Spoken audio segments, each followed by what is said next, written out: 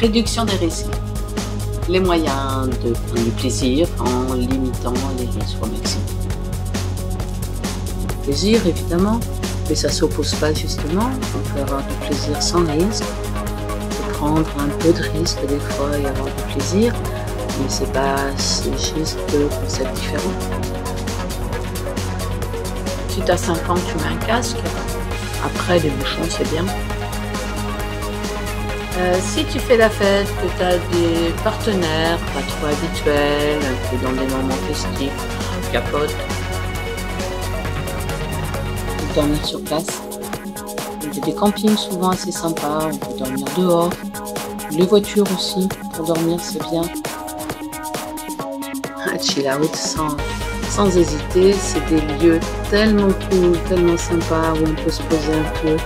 Et ça permet de reprendre encore mieux des fois après, mais chill out c'est des lieux trop cool. Dommage parce que y a des animaux, on n'en profite pas, on essaie plutôt d'aider celui qui va pas bien plutôt que d'abuser. Ça s'oppose pas, ça peut être sobre et festif. Avant de conduire, rien du tout. Avant de conduire, on dort, on est clean. Si tu as EMD, on fait attention à bien s'hydrater, on fractionne les prises si on n'a pas l'habitude de consommer, et puis on espace un peu les prises aussi. Roule ta paille. Roule ta paille, c'est ce qui permet de ne pas partager les virus quand on partage du produit en sniffant. C'est vraiment important, là encore, pour se protéger. Comme on veut. Pas mélange. Pas mélange. Mélange, c'est souvent quand même un très mauvais plan. Soit les produits s'annulent et à ce moment-là on consomme plus et on prend des risques. Et puis on peut être très déçu. Soit les produits au contraire se multiplient, l'effet se multiplie et là on ne maîtrise plus rien.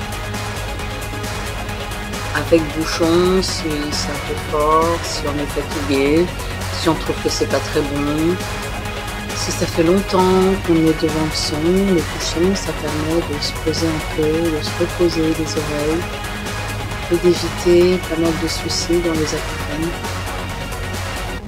Très très mauvaise fin de soirée, overdose. Que ce soit l'overdose d'alcool, c'est-à-dire que tu fasses un coma éthylique, que tu fasses une overdose de produits, ça finit toujours mal, ça finit toujours chez les pompiers, à l'hôpital, et c'est la plus mauvaise fin de soirée qu'on puisse imaginer.